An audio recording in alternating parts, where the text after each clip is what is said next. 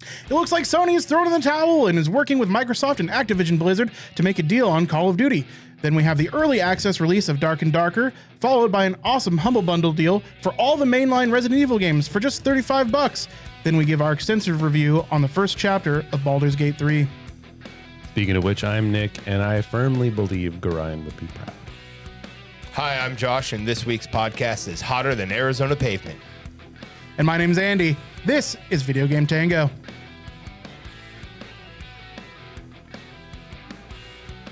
Hey! We're back. Yeah, I was going to let it go as long as possible in silence. I was like, this motherfucker isn't giving me the signal to start. I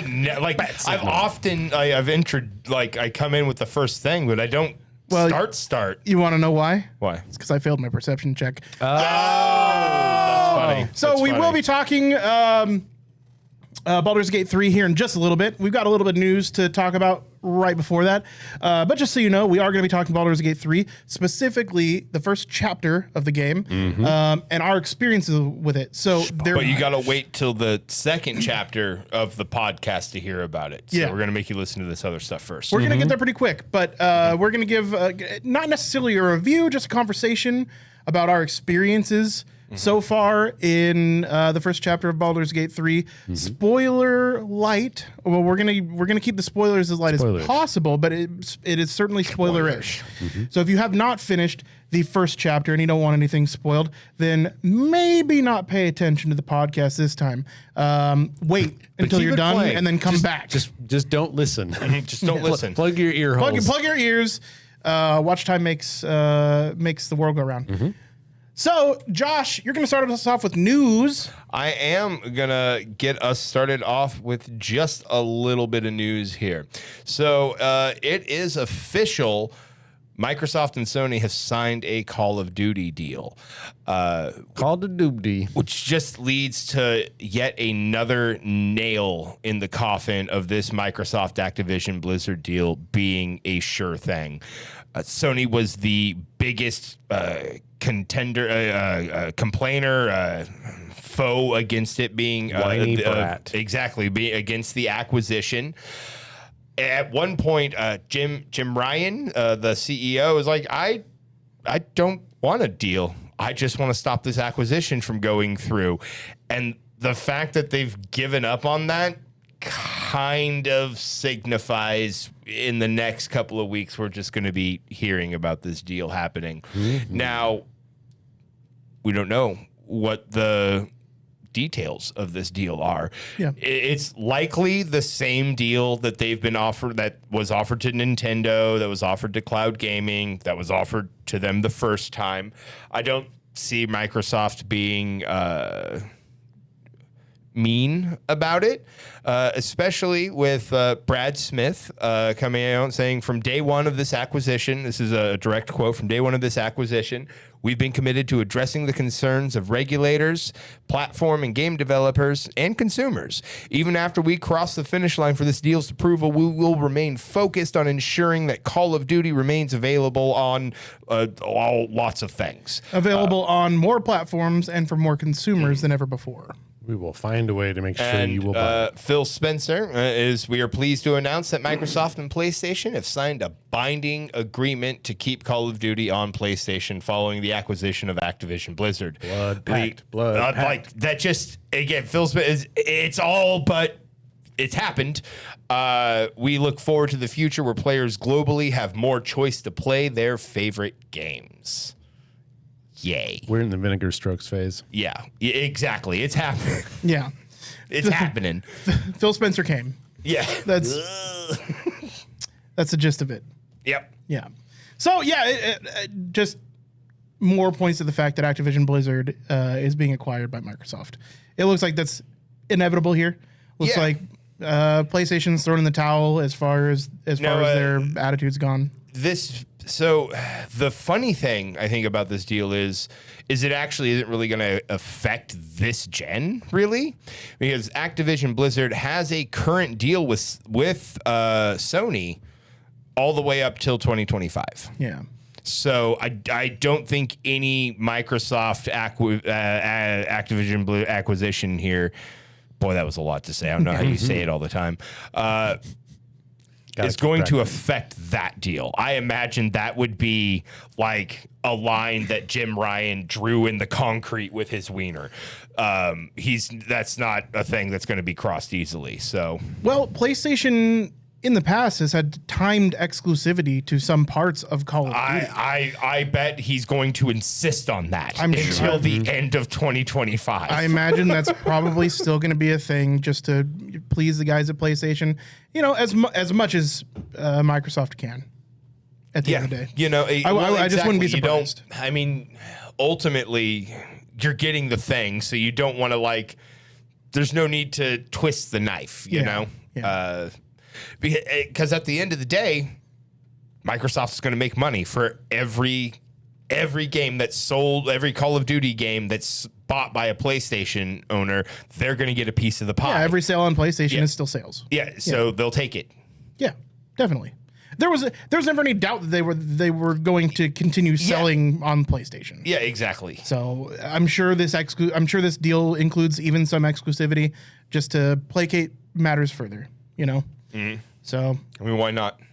Yeah, sure. It's at the end of the day, it's sales, man. Speaking of sales, you know what just went for sale? I almost did it. I've been waiting. Sale. Dark and Darker. Dark and Darker just went on. No, it didn't. It did. How? On sale for early access. Science. So there's still ongoing litigation happening between Iron Mace and Nexium. Nexium. Not Nexium. Obamium.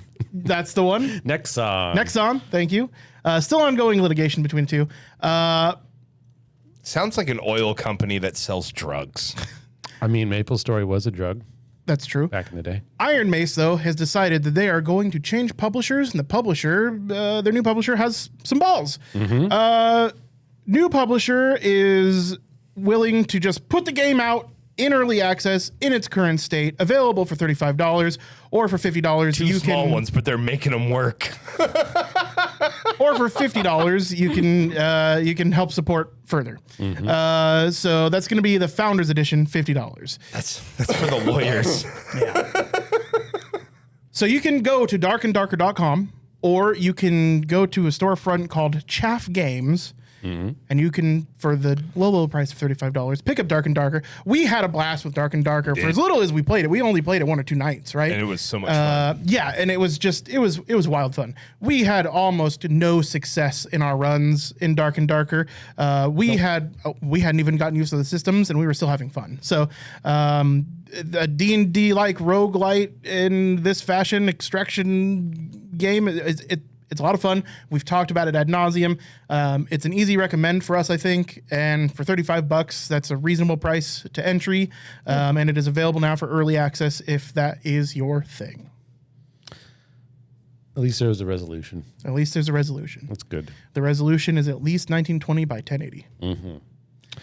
Any other chaff? Well, there's something else to talk about that's available for $35. Speaking of some resolution, you can play your old favorite Resident Evil games with increased resolution on Steam now. Steam has a humble yet wonderful bundle in the offer.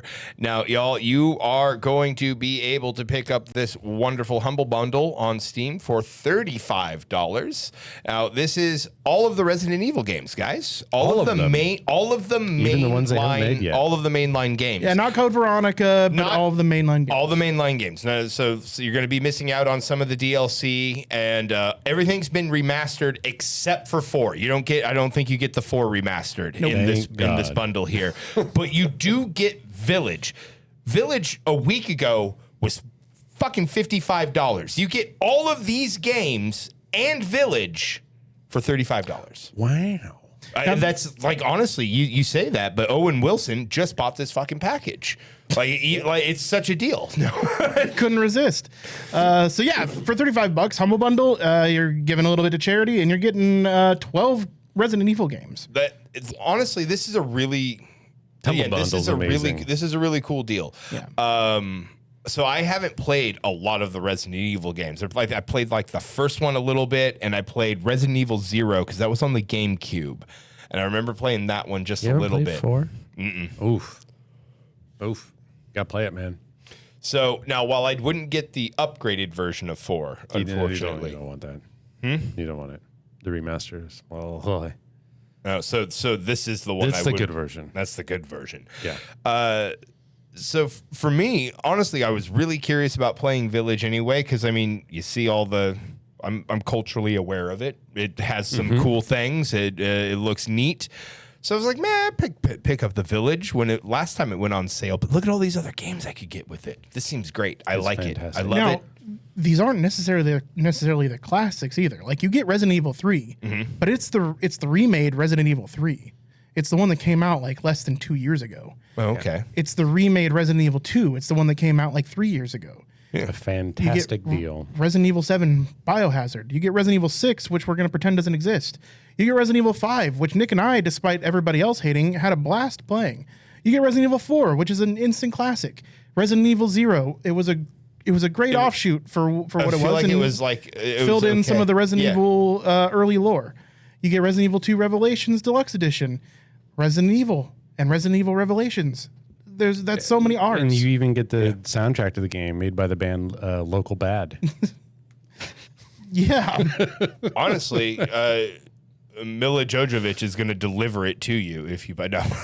Not for $35. Not for $35 that's the $70 option. $70 option. Yep. So, But it is a really good deal, and it's going to run all the way until August 23rd.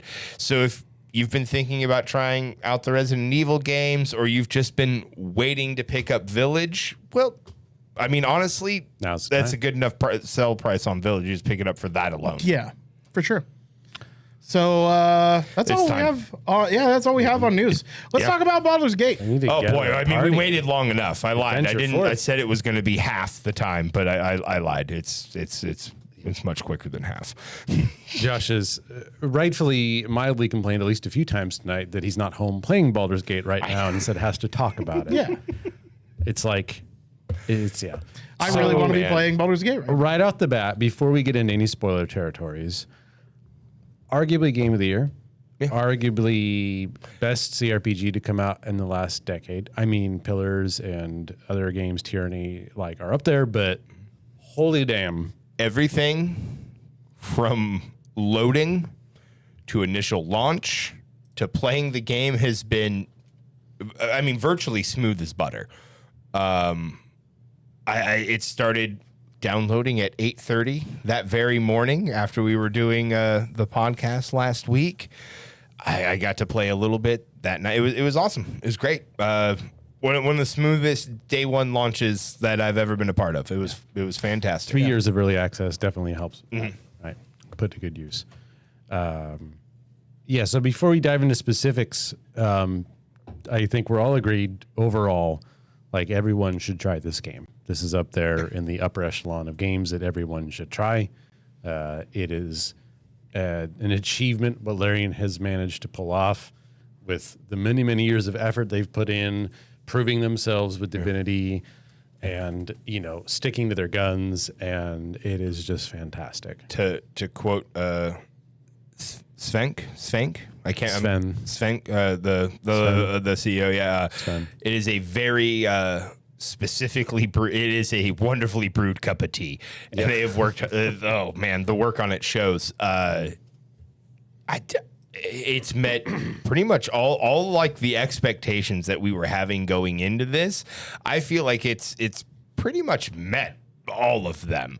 Mm-hmm. Now, of course, there's some little things that are bugging me, but that's we'll get into those. We'll get into those, but it's none of us. We all avoided the early access. Yeah, didn't want to eat the first bite out of a cake and then not get to eat any more of it, right? Mm-hmm. Early access was just the first chapter of the game, which for me was about 30 hours of play, maybe about 20, 25 hours for you. For me, it was about 20 hours, yeah. Yeah. And the reason for that disparity, we're going to get to in a minute.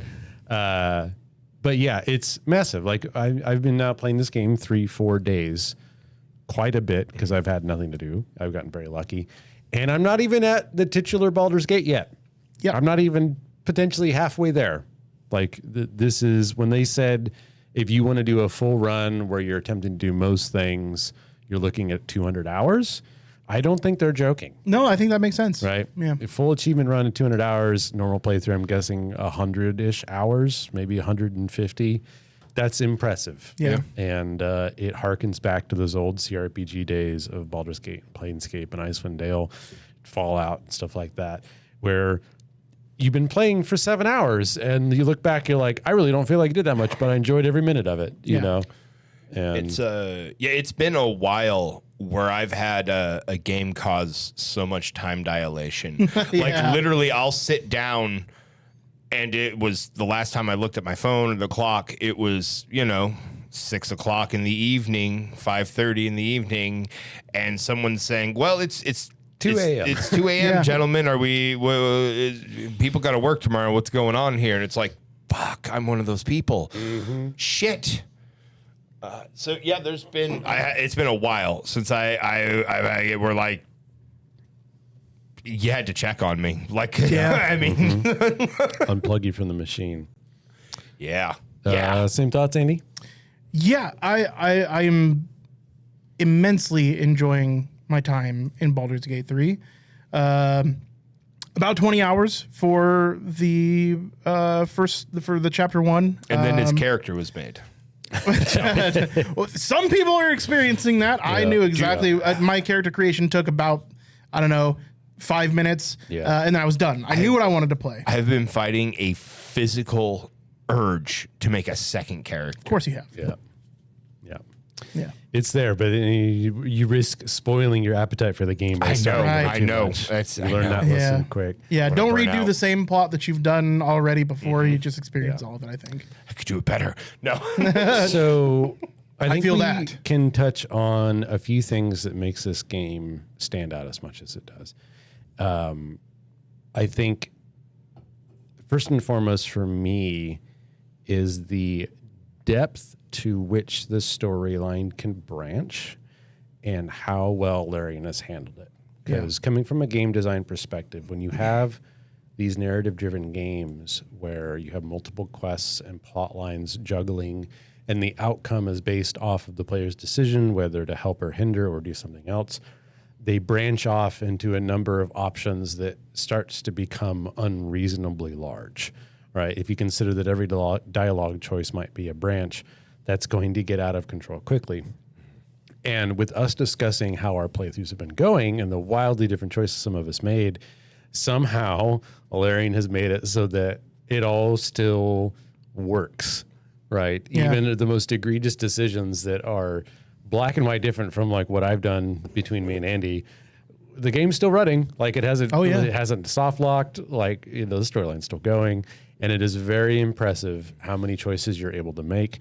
And that feeling, which is part of the main draw for tabletop games, is that your opinions and your choices matter, is very, very present in Baldur's Gate 3.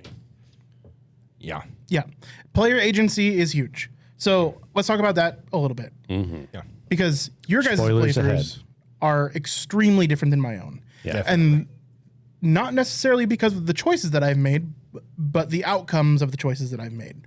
So because you actually roll a d20, you're allowed to give any of your class feature advantages. Anybody from your party is allowed to give you any magical advantages that they can contribute. But you do have to roll a d20 in the game to make some checks, whether it be a persuasion, whether it be you're attempting to lie your way through something, or you're just attempting like a class feature, like you have a special prompt, a knowledge, right? A knowledge, or there's a class feature portion of the dialogue tree that you can choose. Those oftentimes require rolls. So while I've tried to take the diplomatic approach to a lot of things, I'll start with one of the first conflicts that you start with in the first chapter. Is there is a group of tieflings in this area that lives right next to a sect of druid. The druid have decided they need to get the tieflings off the island because their presence is bringing harm to the island. Now, you guys know more about that. Attention. Attracting from the attention. goblins. Yeah, you guys know more about that because you got more dialogue trees from these guys than I did. I got very little. But in trying to settle the dispute between the two of them, essentially I decided I wanted to take the middle ground approach here. I didn't want to align myself with the druids or the tieflings. Instead, what I wanted to do is ask the druids for more time for the tieflings to get their things together before they were forced by the druids to evacuate the area, which I felt was a good middle ground for both, right? So that was my goal walking into this. So I chose what I thought were going to be all of the best dialogue options, aside from the dialogue options that I was prompted to do by my class features, because I usually point towards those first for role-playing reasons. But I wanted to go down the dialogue paths that I thought were going to get the resolution that I wanted. I failed all of my checks in trying to do this. Which started a war between the tieflings and the druids. They immediately became aggressive to each other, and both factions became immediately aggressive to me because of the outcome. Well, yeah, you started the fight between them. Why wouldn't both sides hate Not you? only did I start the fight between them, but I'm also the reason for the death of a tiefling child. So, it makes sense. It Right. total You hear that narrative Fallout? sense. You can kill children in this game. Which is, I started sharing screenshots with these guys early on just to show them the bloody massacre that happened. Well, Dave the Dwarf hasn't had any more luck with any of the other existing factions in the first chapter. A name that's whispered in the dark alleyways of Faerun. Dave the Dwarf comes and makes promises that he cannot keep. So my playthrough, almost all factions have ended up turning violent to me at one point or another because I've failed checks when choosing dialogue options. I have killed all but about 6 or 7 humanoids that occupied the first area of the first accidental chapter. murder hobo. Yeah, so Dave the Dwarf is, he's got a reputation now, I think, considering that I have had interactions with some of the other, named folks, people that are supposed to be in your party, people that were part of your guys's narrative have not been a part of mine because to me, as soon as I walk up to them, they're immediately aggressive and I'm entered into combat. I have sometimes no dialogue options, no way to fix things. And Dave the Dwarf just ends up in combat with somebody that was supposed to be entering his party if you'd followed the narrative better. Wow. Yeah, so my experience with Baldur's Gate has been completely different than your guys's, which is why I think I'm so much further along in the story. It's because you missed a lot of quests. I've missed a lot of quests. Yeah. Boy, your second playthrough is going to be wild. It's well, at least wildly different. Yeah. That makes me look forward to a second playthrough where I get to experience like a completely different game than the one I'm playing right now. So that's what's been going on with me. Like, what's been going on with you guys? I have been playing a monk, not in the Gregorian sense, but more the stillness of mind, balance, and everything thereafter. Very neutral.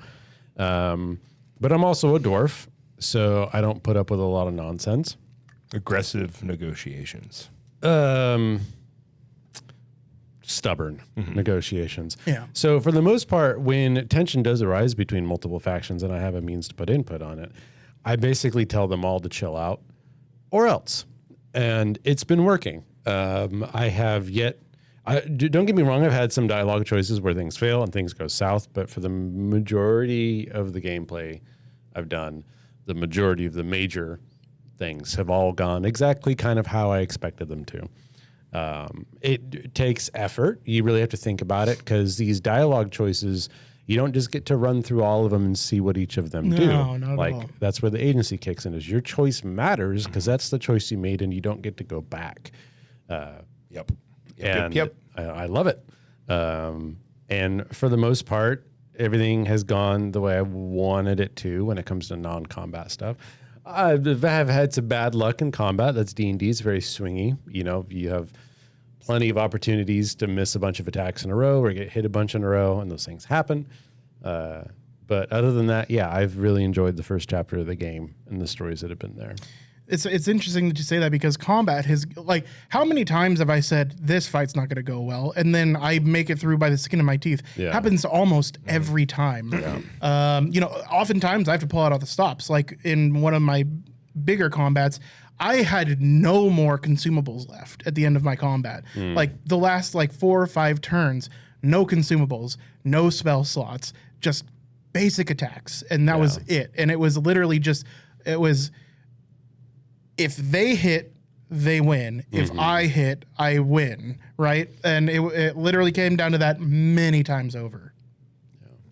Josh. So for me, I was like, I'm going to play something that I don't generally play in D&D, and then I immediately made a Tiefling Wizard. So, which is a thing I regularly play in D&D. I almost always play a magic user. So right off the bat, I'm like, well, I'm at least going to play a different style of wizard. I'm not going to go necromancer or evoker or something like that. So I'm an enchanter. And then I came up with a really kind of creepy, kind of really neat looking tiefling, and her name is Megara Tragic, spelled with a K. It's great, Amazing. And I have been using my nautiloid, my worm, my mind flayer worm power pretty frequently. I'm kind of like leaning into that because I'm already as an enchanter wizard, like messing with people's minds and stuff like that. So it's just felt natural to kind of lean into those powers. And I have gotten myself into shit just by bullshitting my way through. I have made, I'm going to say, because I have friendship and guidance, I get advantage on almost every single like charm or deception or persuade check. I'm getting advantage on all those because those are cantrips, and then I'm getting an additional D4. So I've made most of them. So we're talking a lot of inside baseball. Let's back up just for a minute for the audio listeners that aren't familiar. Something you learned very early on in the story is that your character's been captured by what amounts to a race of D&D aliens that reproduce by putting small larva-like tadpoles into the skulls of their victims, which then turn them into these aliens known as illithids through a process called cerebromorphosis. And you're desperately trying to figure out, because you have a parasite in your head, how to get rid of it. And you find out pretty quickly on in the first chapter that you can use that parasite to your advantage to manipulate people's minds. Yeah. So that's what you were saying. Yes, that's what I'm saying. Yeah. So I've been using that as well as just my standard enchanter wizard powers to get myself, I bullshit my way through a lot of stuff. Into a few places where actually I just had to leave because I was too weak to be there. I bullshitted my way into a stronghold, and everyone there was a level or 2 above me, and I just had to leave because I just kept getting my shit pushed in every single time I talked to somebody in there. They're like, nah. You will go no further, sir. So I like the very different styles of play we had, because I've avoided a lot of fights just by pretending that I've won a lot of them. And on that same subject, me trying to play this monk who's got purity of body and mind and a lot of options to try to stay neutral, I have not used those illithid powers once. You mentioned the other day, like hitting the B key on your keyboard to open up the illithid powers menu. It doesn't work for me. It doesn't do anything. Ah, okay. Right. Interesting. I still to this, I was wondering if you had to open yourself up before you got that you really menu. do. Yeah. I have taken every option been given me to remove the tadpole through all physical means, which means I have undergone, trying to avoid major spoilers, medieval surgery and a full-on Paul Stamets ayahuasca trip. Neither of which have worked so far, but they were interesting to say the least. And it's been just a joy playing this. So Yeah.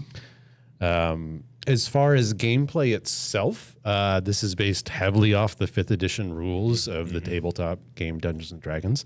Very well translated. Very well translated. Yeah. And where things get a little sticky wicky in the rules, they seem to have smoothed some of those things right out for the game. Like the gameplay is fantastic. Yeah.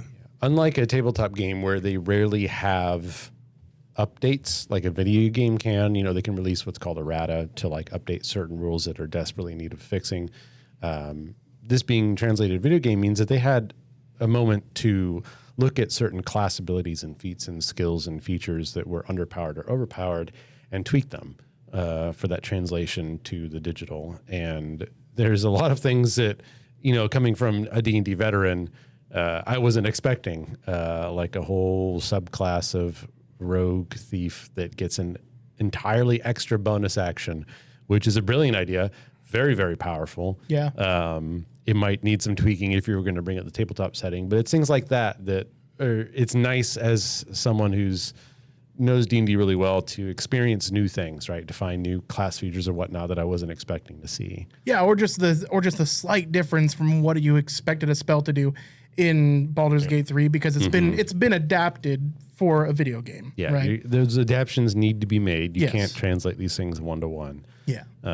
Because there are no limitations within D&D where, as you know, in a video game you have immediate a lot of constraints in a video game. For sure. You know, you can't solve every idea that comes to a player's mind like you can in real person playing pen and paper. Yeah. I mean, they've done a pretty good job of giving you enough options out there where it's like, oh shit, that's kind of cool. Yeah, that's kind of cool. The game engine so far has been a fantastic DM. Yeah, 100%.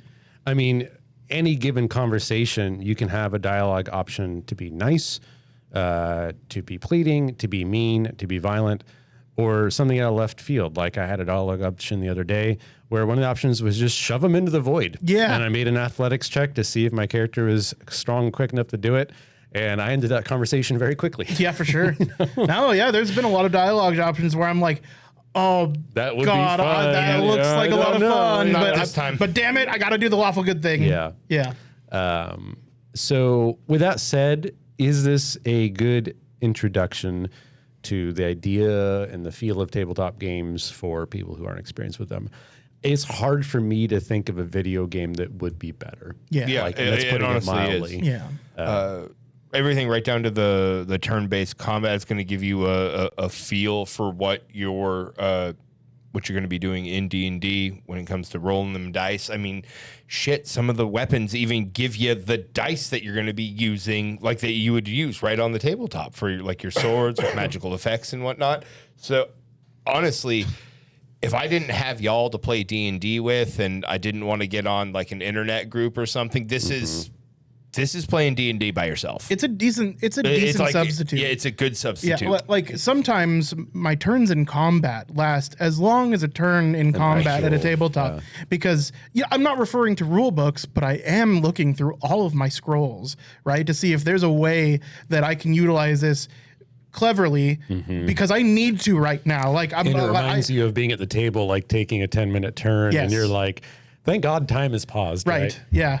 So in a turn-based combat situation like this, where you do have time to effectively read through the rule book just like you would at a tabletop setting, it feels a lot like D&D sometimes. And in case, dear listener, you weren't aware, this game has full hot seat drop in, drop out multiplayer. Like if you have somebody you'd want to play this with, significant other friends, you can do that and you can start a multiplayer game. And let's say you got 4 people somehow together and then one of them can't play because they're busy. You can just take over their character for that session. Yeah. Like it's seamless. It's the same way they did it in Divinity. And I haven't tried it yet, but it works wonders. It worked great in Divinity. So, and because of Larian's Engine's method of how they handle time, like certain people can be in turn-based mode taking turns in combat while others are in real time, it works very, very well in multiplayer when you might have different groups of players going off in different directions. You don't necessarily have to stick together on rails like you would in other games. That makes for a lot of interesting things. Overall, right now, after the first chapter of the game, again, about reasonably 25, 30 hours of play, not even knowing how many chapters there are. Yeah. Again, like I imagine Baldur's Gate is the 3rd chapter of the game, but I'm level 6. The game goes to level 12, but it's not a linear gain. You know, you hit 2 pretty quickly. 3 doesn't take too long. 4 seems like it takes a while. 5 took Yeah. I mean, I feel like forever to hit 5. You know, Hitting 6 takes even longer. Yeah. So it slows down, but yeah, I mean, I'm easily going to break 100 hours in this game at this pace. And I definitely feel that as well. yeah, they do a lot of things really well that I think pull from D&D. You know, you have this blend of comedy and intense actual drama and heartfelt characters and a lot of tropes from D&D that I see. And it's very clear that Larian has played a lot of tabletop games and they have a love for it because it's so easy to make these kinds of games and avoid that stuff and just shoehorn it in. Right? Yeah, or shoehorn it in. Even in older D&D games, like the one we played on Xbox. You know, that was Dungeon Crawler. D&D That was Alliance, yeah. D&D Heroes, stuff like that. Now, before we walk away thinking, again, I mentioned earlier, this is like a 9 out of 10 for me. This game does have problems. Sure, yeah. And the problems we're each individually going to have are going to vary, right? I've been running D&D tabletop games for about 20 years now, and these guys have played in it for that long. Our background is we are fairly regular tenured, D&D players, right? So, and like even aside from playing tabletop D&D, we've all read through the Icewind Dale trilogy, through the Drizzt series, right? We've been playing role-playing video games our whole lives. Right. And, you know, Neverwinter Nights, I got huge into Neverwinter Nights for a long time. So we know things like Faerun, just Forgotten Realms in general. You know, we've got experience in there. So yeah, we are relatively experienced D&D players and different aptitudes for everybody. I'd say I'm probably the least here. That said, I've still been playing with these guys for like 20 years. Yeah, the least isn't saying a lot because you've been playing a long time. You got plenty of fucking experience in tabletop games. What is a nice quality about the problems I have with this game is they're not necessarily few and far between because they happen pretty often. Yeah. But the vast majority of them are extremely minor. And the game is so fantastic that I can grumble my way through them unconsciously because the next chunk of game is coming up and I'm excited to play it. Yeah. Right. In a nutshell, I think I could probably break it down to a few categories. One of them is the problems I have with Larian's game engine. Very similar problems that I had to Divinity. The ability to have a certain area of time localized, temporally fluxed, where that stuff is in turn-based, but everything in the world isn't, causes problems. Outside NPCs, outside of combat, interacting with you or not causes some issues. Stuff like bosses resetting and healing to full because they didn't technically trigger combat. My brother had a bunch of goblin children throwing rocks at his bird companion out of combat that because they weren't in combat, they just kept throwing it in real time and like killing his bird, and there was nothing he could do about it unless he got them into combat. A lot of the times when you're sneaking around, you'll trigger a cinematic narrative cutscene where it puts your character like talking to the person that you are literally currently 100 feet away from up in a rafter, and somehow you're down there talking to them. And then sometimes when you get kicked out of the cutscene, you're back where you were. Sometimes you aren't. Yeah. Stuff like that. Those proximity-based triggers can be a problem. The stealth works, but it's wonky. It is wonky. You know, it's entirely based off enemies' vision cones. Audio doesn't include in this at all. So either you can completely negate the difficulty of encounter by properly positioning your people literally right behind enemies for sneak attacks and power attacks, to your allies, which are around a corner sometimes, completely out of view and out of sight, getting drawn into combat because somehow they got seen 80 feet away. Yeah. You know, little things like that. They're frustrating. On top of that, you have the D&D problems. 5th edition has a lot of problems. It's a really solid game, but having known it its whole life, I know where all the cracks and weaknesses are. And a lot of those transferred over to Larian. Being that it's unhouse rulable, which is, you know, modifications you might make in your own game to suit it to your own taste. You cannot delay or ready actions. Yeah. It is very gamified in that sense. If your fighter wants to run up and hit somebody and they're just a few feet short of hitting them, you don't have the option of waiting for the enemy to come to you unless you just want to literally do nothing. You know, honestly, just being able to delay Yeah, just delay your initiative and go after somebody else. Because my rogue goes first all the time, and you know what would be great is if he could delay to go after the fighter so he could fucking sneak attack. Yeah. Also, like I haven't managed to get a successful. I am so perplexed by the stealth mechanics of this game. I've had people in surprise rounds. I'm going before them, and I still do not get my sneak attack. Even though I meet all the qualifiers, I don't technically have advantage, but I should have advantage because in D&D, if you go before a surprised person, you have advantage. So there's just a few things like that, and then now, again, I'm being a little hyperbolic here, but I feel like every single fucking enemy I fight has the ability to use dash as a fucking bonus action in the game. Yeah. So they're moving double their speed and getting to attack me, and I'm like, God damn it. Every person's a rogue? Really? Every person? Okay. Just wait till they get to chapter 2. Yeah. And then I've had, now this is probably a little bit of my own fault because I didn't spend a lot of time in the tutorial and I didn't really look over the controls. If I looked over the controls, some of my UI frustrations would have been alleviated if I had just done that earlier on. So I'm not going to lay that at their feet. But there is still a couple of UI things, at least one that really bugged me, and it's in that load save menu. I went to load a game, and now the load button is a different color, but like for what the game it pops up the game I want to load, and I clicked that button, except the button right underneath the game that it's telling you first and foremost in the middle of your screen is the delete save button, and I've done that 2 different times now, where just because I've had a frustrating battle, and again, it's if I just slowed down for a second, but like I click the load button and then I'm like, no, and I've literally just deleted an hour of saved gameplay. I'm just like, that's. Oops. And sometimes that hour was a difficult fight that you scraped by. And it's like, it's made me frustrated enough that like I almost cried. So it's I'm just like, I can't believe I did that. I can't believe, why would they put that button there? Dude, I've had combat sessions last for 2 hours. So like that little UI thing, it's just that prominent button there. There should also be an "Are you sure?" They should ask me again, "Are you sure you want to delete that save?" Like there should be a reprompting. That'd be smart.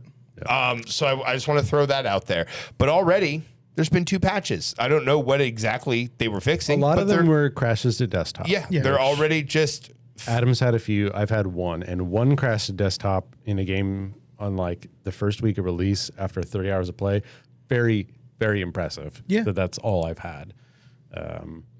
And again, a lot of these things, we talk about hard combats or killing everyone or this stuff. None of that is mandatory. Yeah. No. Like if you play your character right and you play if you avoid the standard difficulty is overtuned. It is difficult. It's going to expect you to cheese fights. It's going to expect you to prepare for things and not run head tilt into things unless you want to constantly be bashing your head against a difficult wall. You can play on Explorer mode. It doesn't make you worse. It doesn't make anything less. It just means you want to play the game. You get to play the game and experience this massive immersive story that they've made with hundreds of interesting characters, thousands and thousands of lines of dialogue, and it's completely unnecessary to worry about is your character effective or anything. That's what that difficulty mode is there for. Can you change difficulty mid-game? Yeah, at any time. Okay. I talked to a goblin pit roaster. He was roasting. Now the meat was probably not meat you want to eat, but he was roasting meats, and I had a 10-minute conversation with this guy. Literally, it's just some goblin. Yeah, no major plot points. No major plot points. Sweet baby Rays. You just walk up to some I keep thinking of like Mass Effect. We're gonna use Mass Effect here. A lot of 80% of the characters that you walk by, you click and there's a talk button, and you click talk, and they repeat 4 phrases. This is my favorite store in the Citadel, and it's like 4 phrases, and you're like, that's not really talking. Yeah. I don't understand why you put a button there for that.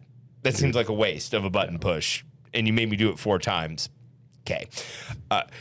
So then every person I've walked up to, I've just tested it, just randos that are walking by. I'm like, holy shit, I can talk to you. I have 8 fucking dialogue options. That's cool. Yeah. There's just there's 2 nice things so regarding that. Because there's a standard problem in these immersive RPGs where you want to quote unquote exhaust dialogue. You want to talk to a character and go through all the dialogue choices to make sure that you as a player and you as a character have gotten all the information you can out of an NPC. In this game, they've drawn a hard line between characters that have important dialogue and those that don't. One, the characters that don't have dialogue, you get a little cutscene where they say 1 line, maybe 2, and then it cuts back to your normal game view. It doesn't give you an option to see anything further, right? There's no wasted talk. It's just like, okay, this character is so unimportant. They're just going to say what they're feeling at the moment, and then it's over. Every other character that has dialogue. It's not fake choices. And there's way more than you expect. Like, I had a full-on dialogue that went on 5 minutes with an ox, right? Like the animal, because I was able to speak with animals. And those kinds of things, again, aren't necessary for a complete game. They didn't need to go as hard in the paint as they did, but they did. And it's one of those games that, we're going to play through. You could play through 5 times and be experiencing new things every playthrough. Yeah. That's what's going to be crazy about this game. Your first playthrough is going to take you 150, 200 hours. Your second playthrough is going to take Skyrim 80. level shit. Yeah. Like exactly. Yeah. Exactly. Yeah. The game does have some glitches and bugs. I've had a few. Some of them were funny. If you haven't played a lot of games like this, I'm going to tell you the most important thing. F5 is a quick save button. And then when you press F8, it reloads when you quick saved. If you're not doing that, at the very least, do manual saves almost every single time you enter a new room or before you talk to a new person. Not necessarily because it's going to give you the option to do what's called save scumming, where you reload until you get the outcome that you want, but because it's still a video game, it's still relatively new. There are glitches and bugs and problems, and you're going to fail certain things because the game gets in the way. Those are the things that you reload, right? The game's going to have a whoopsie, and you shouldn't have to pay for that. Exactly. Yeah. So if you stick with the options that you make, regardless of outcome, sometimes failing rolls is a good thing. It changes the storyline. It doesn't end it, right? Those ones you should not reload because you're going to enjoy your playthrough so much better because you're going to be immersed, right? This is your story, not like which dialogue tree did I choose to follow. Yeah. I'm not a mind reader or a fortune teller. Yeah. So failing rolls is one of the reasons I'm having as much fun with this game as I am. Yeah. Like watching Dave the Dwarf just stumble, desperately try at making doing a single friend. And doing the most honest and righteous thing that he can to help everybody around him, and fail so incredibly, just to be so inept in being able to help anybody has made this almost like a comedy, because he speaks truly. He's doing the lawful good thing. He's doing what he thinks is best, and it's turning into the slaughter of thousands of people, thousands of denizens. And it's a riot, man. Like, sometimes watching the dialogue options fail just makes me giggle. Yeah, I'm going with the headcanon that Dave the Dwarf, coming from the mountain halls, is some kind of typhoid Mary of a rage mushroom that he ate one night drunk. And just when he starts opening his mouth and talking to people, it sends them into a furious barrage of violence. They can't help themselves, right? Yeah.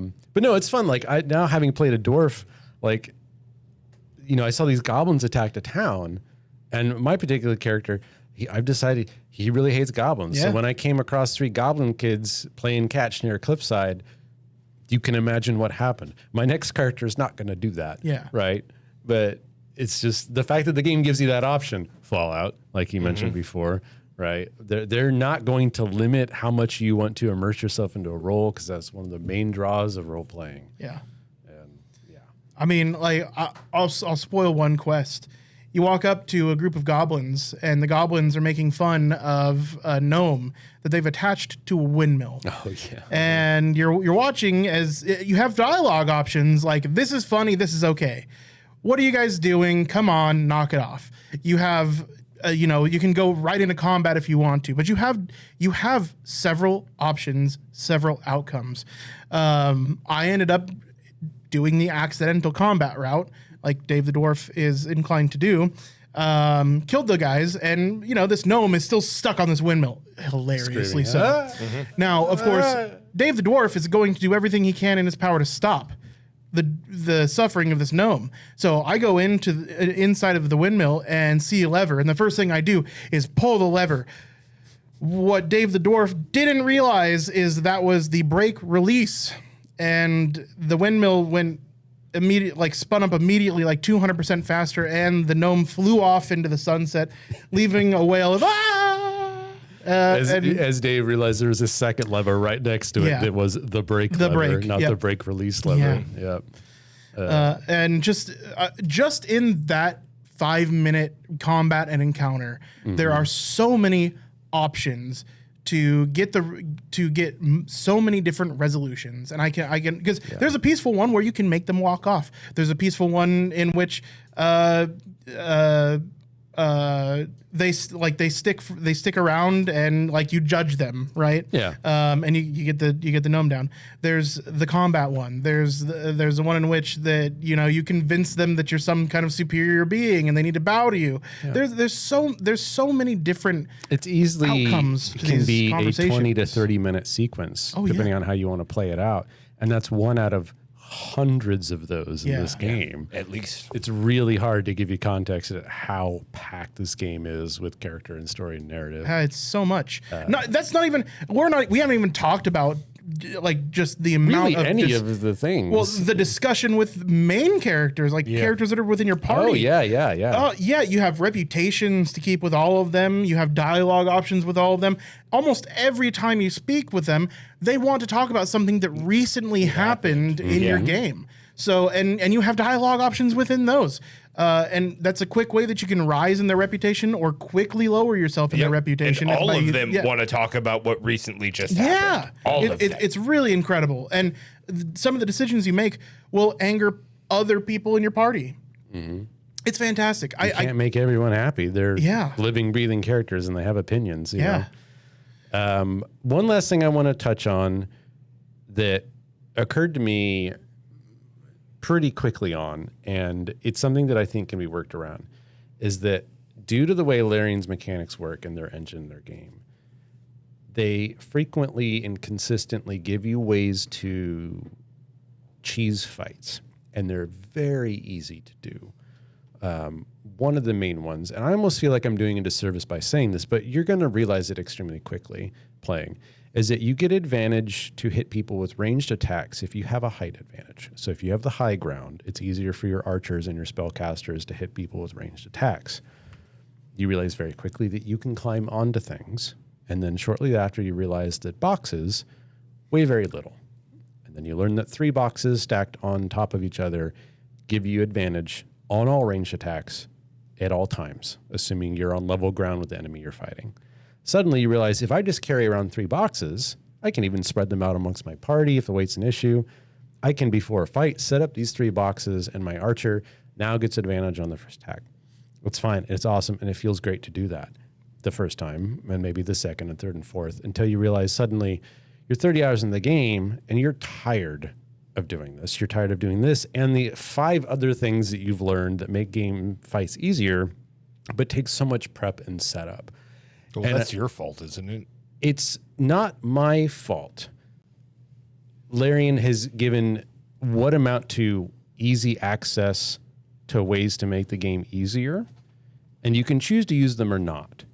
But when you combine that with 5th edition swinginess, where some fights you can steamroll enemies, you don't miss any hits, you get crits, the enemies are missing you, and other fights where half your party dies in the first round, and there's nothing you can do to change those outcomes because they're based off random die rolls. To me, it makes me want to say, okay, not knowing how this fight's going to go, because this particular fight looks like it could be hard. Yeah, you want to give myself every opportunity to make it easy, right? But then that starts happening with every fight. Yeah. So I think next time around, I might play this single player. I'm probably going to drop it down to explorer difficulty and just not worry about that stuff, because that is not the role-playing element. That's not the story element. That is, I need to spend 5-10 minutes before every fight setting things up so that I make sure that I don't accidentally get murked due to bad rolls. That's not fun, right? It just becomes chores. So just a handy tip, if you find yourself a power gamer, an optimizer or whatnot, and that idea of doing that seems fun, cool. But just be aware, like, this isn't a 50-hour long game. You're going to be doing this for hundreds of hours. So keep that in mind, how much you want to use that or not. Yeah. And also experiences vary, because I don't do any of that. I do almost no preparation. Mine has been my play experience has been a combination of really bad luck and really good luck. Really bad luck in my rolls outside of combat, really good luck inside of combat. I mean, mostly. Sometimes I'll do a little bit of prep, but it's not carrying around boxes. Let me tell you that. Yeah. Now, if I had done more prep, there's probably a couple party wipes that I've experienced that I could have avoided. Yeah, and that's time wasted. Sure. Like, if you're going to reload after a fight because you died, now you're frustrated because you have to do the fight again. That's true. And if you had spent 5 minutes beforehand, that wouldn't have happened. Sure. So that's my thing. The difference for me is I haven't really been frustrated by that yet. That's good. That's a great quality to have. So I hate wasting time in these games. Totally. Right. And that's just a difference of a difference of experience, and a difference of person. And I think that's a good thing, because I think that means this game has a lot of different ways to cater to a lot of different people. I wouldn't be so blasé myself about it. I think it's something that could be made better. Sure. Right. Yeah. I think I'm not saying that there isn't opportunity. Yeah. But I agree with you for the most part. Yeah. Yeah. That said, I think all of us agree this is a game that we can easily it's an easy recommend across the board. Really doesn't matter what you're into. I think it's worth giving it a try. Everyone. Yeah. There's no one group of people I can think of that wouldn't enjoy this game. Dude, not only that, but like, support Larian. Show the rest of the world's developers what happens when you release a full game that is feature complete, with no plans on DLC, with no plans on in-game transactions, no in-game store model, nothing. They have no additional plans on making more money. No, you pay $60, not $70, $60 for the PC version of Baldur's Gate 3. You can pay and you $70. Get everything. Yes, you can pay $70. There is a cosmetic, a couple, like some dice skins. Yeah, it's cosmetic doodads that you can get to support the developers. It's just a supporter bag. Yeah, you're doing it because you want Larian to have more money. Totally.